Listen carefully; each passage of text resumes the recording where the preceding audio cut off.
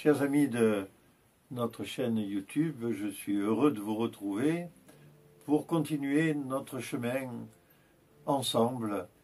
Peut-être pour certains vous aider un petit peu à cheminer, mais surtout pour vous faire découvrir notre réalité de notre vie de chrétien orthodoxe et de notre pratique. Je suis très souvent interpellé par Internet, mais aussi dans des rencontres fortuites, par des gens qui essayent de comprendre l'orthodoxie en posant la question: c'est quoi la différence avec les chrétiens? Alors là, bien évidemment, je me hérisse un tout petit peu, parce que la différence entre chrétien et chrétien, il n'y en a pas, on est juste chrétien. C'est donc des différences de tradition et de confession. Les protestants, les orthodoxes, les catholiques romains sont chrétiens. Il y en a bien d'autres qui se revendiquent comme tels, des églises chrétiennes. Et franchement, j'évite de répondre à cette question et je vais vous dire en deux mots pourquoi. Si je commence à rechercher les différences qu'il y a entre les catholiques romains et les catholiques orthodoxes, catholiques au sens de l'Église universelle, eh bien, très vite la conversation va. Nous, on fait comme ça, oui, mais vous, et à l'instant où on emploie cette formule, oui, mais vous, on va commencer à donner à l'autre l'impression que on est en train de porter un jugement ou de lui dire qu'il a faux ou je ne sais pas quoi. Et finalement, nous allons plutôt, dans cette démarche, renforcer nos différences et créer des oppositions, alors que si nous nous interrogeons, par exemple, sur la question de qu'est-ce que nous avons de commun, eh bien, c'est beaucoup plus facile. Ça ne veut pas dire pour autant qu'à l'arrivée, on sera semblable. Et alors, je répondrai à cette question de façon sans doute plus précise et puis un peu en continu à travers un certain nombre d'exemples. Mais dans les différences qu'il y a, il y en a, celles-là, elles sont objectives. C'est le clergé. Le clergé orthodoxe est le même dans sa hiérarchie. Je dis le même à peu près. C'est-à-dire qu'il y a des ordres mineurs qui commencent tout à fait en bas de l'échelle et qui vont jusqu'au lecteur. Et puis, il y a les ordres majeurs. Et les ordres majeurs, c'est le diacre, c'est le prêtre. Et puis, entre les deux, il y en a un qui est un peu à cheval, c'est le sous-diacre ou hypodiacre, ce qui est peut-être un peu plus élégant, qui, lui, a déjà un ordre où il va servir en permanence dans le sanctuaire, mais n'ayant pas les fonctions de diacre. Et puis, les prêtres, les diacres, et a fortiori tous les autres, à l'exception des évêques, peuvent être mariés. Il y a une dizaine d'années, j'avais été invité à assister à une conférence à Villeneuve-les-Avignon par le prêtre qui était en poste de Villeneuve-les-Avignon à cette époque. Et à la fin de cette conférence fort intéressante, il discutait avec un petit groupe de personnes, dont plusieurs dames d'un certain âge. Et il me fait signe d'approcher, il me dit, voilà, j'ai envie de vous présenter le Père Georges, c'est vraiment un ami, c'est quelqu'un dont on est très proche, on prie ensemble. Bon, et c'était un prêtre qui avait de l'humour, et il rajoute, bon, il a un peu des différences avec nous, imaginez-vous qu'il est marié.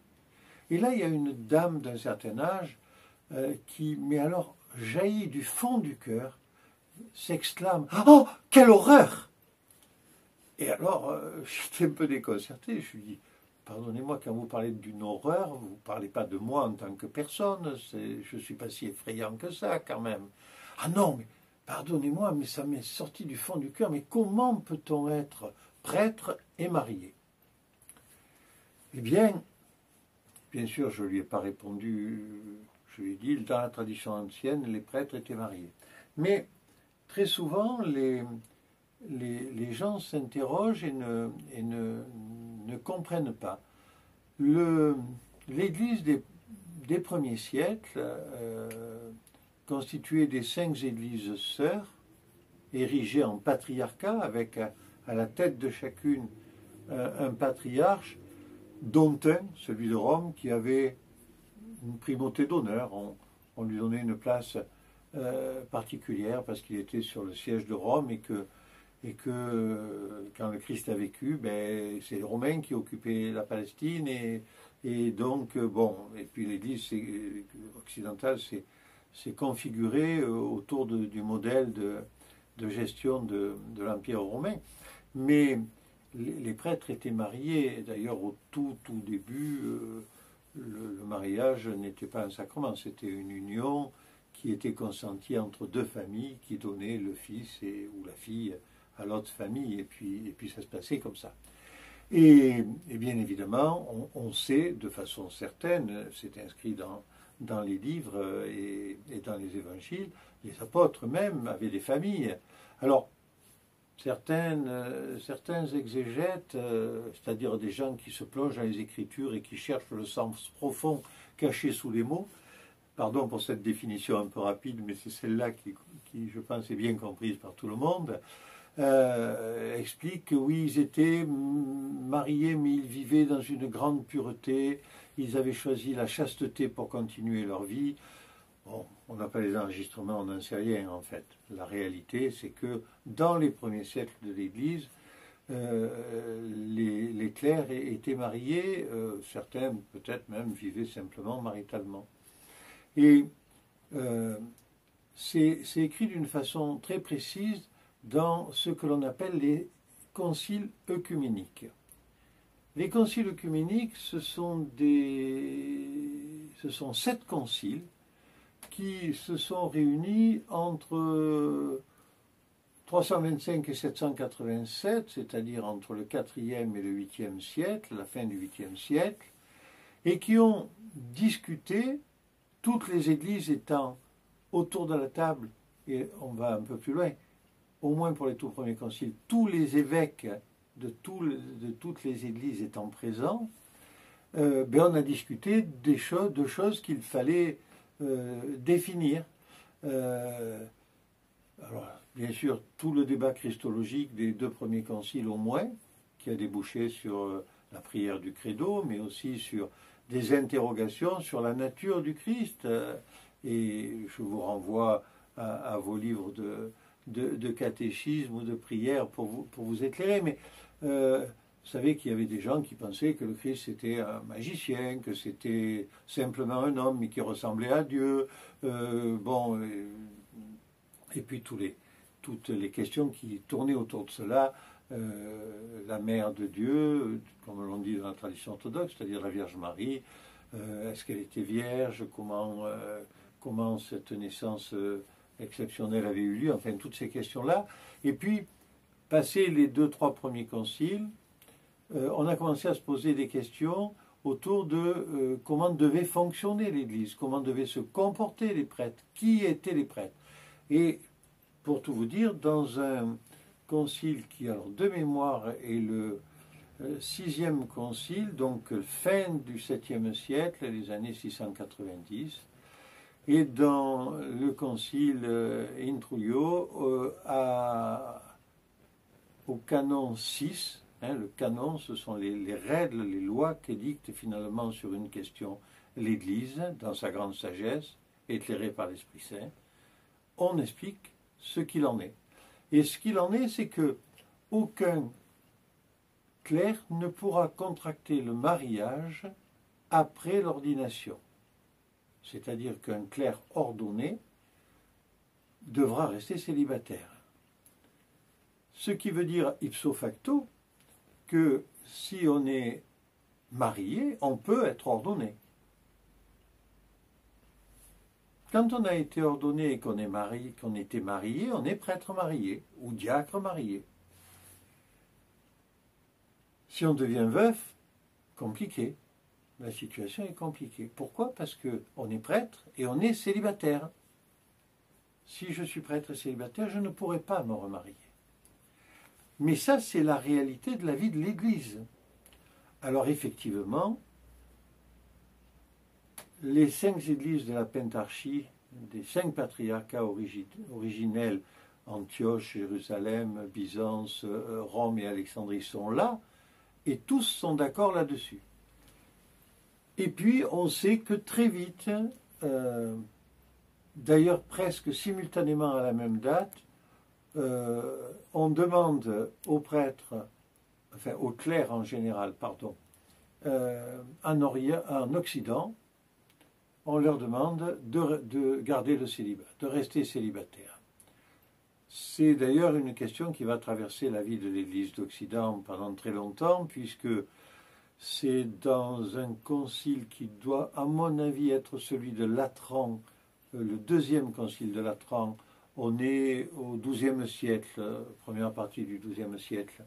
On revient là-dessus pour préciser cela, et beaucoup plus récemment, je crois qu'il y a un texte de Paul VI dans les années 60 et quelques qui revient là-dessus et qui continue à codifier l'obligation de célibat des prêtres. Voilà. Alors, vous voyez, ce qui me paraît intéressant là-dessus, c'est que dans nos différences avec l'autre, il faut surtout toujours se garder d'un quelconque jugement. On peut dire « je ne comprends pas » ou « je suis étonné par quelque chose ». Mais il ne faut pas garder le jugement, parce que le jugement, c'est celui qui nous éloigne de Dieu. Lorsque nous jugeons, et lorsque nous jugeons nos frères, nous laissons parler notre ego, notre orgueil, la perception que nous avons de nous-mêmes, et nous cherchons très souvent à nous élever au-dessus de l'autre. Donc oui, les prêtres orthodoxes sont mariés, les diacres sont mariés, mais je rectifie, ils peuvent l'être. Il y a des prêtres et des diacres qui souhaitent, eux, garder le célibat parce qu'ils n'ont pas d'appétit particulier pour fonder une famille et élever des enfants, par exemple. Et voilà. Alors, vous voyez, des questions comme ça qui constituent une partie de nos différences sont juste des questions qui s'expliquent dans la chronologie, finalement, de nos évolutions respectives, des uns et des autres, l'Orient, l'Occident. Nous n'avons pas tout à fait les mêmes sensibilités, nous n'avons pas tout à fait la même façon de considérer certains problèmes et de les traiter, et c'est comme ça que cela se passe. C'est l'une des différences, je dirais, qui peut exister entre les catholiques romains et le monde orthodoxe, qui est tout le reste de l'Église, enfin, nonobstant les réformés, bien sûr, et toutes les sensibilités de la réforme. Mais voilà. Alors, après, on a plein de points communs. Les points communs, j'ai envie de les citer. Avec les catholiques, par exemple, nous avons comme point commun, nous avons les 7 mêmes sacrements. Voilà. Et ça, c'est quelque chose d'important. Parce que on n'est pas si différents que cela. Après, nous avons des différences qui sont des différences théologiques. Nous avons des oppositions qui viennent de la façon dont l'histoire nous a fait prendre de la distance. Mais quand je dis l'histoire, pas simplement l'histoire des histoires de pouvoir, d'autorité de l'un et de l'autre. Non. Par exemple, il y avait beaucoup de choses qui ont été décidées dans ces 7 premiers conciles œcuméniques. Et certaines églises ont pris de la distance avec ce qui avait été décidé et qui avait été décidé comme étant ne pouvant être modifié, inaliénable, devant durer de toute éternité. Voilà. Alors, c'est un petit bout de réponse à une question qui m'a été régulièrement posée, que je vous donne à travers ce petit échange que nous avons aujourd'hui.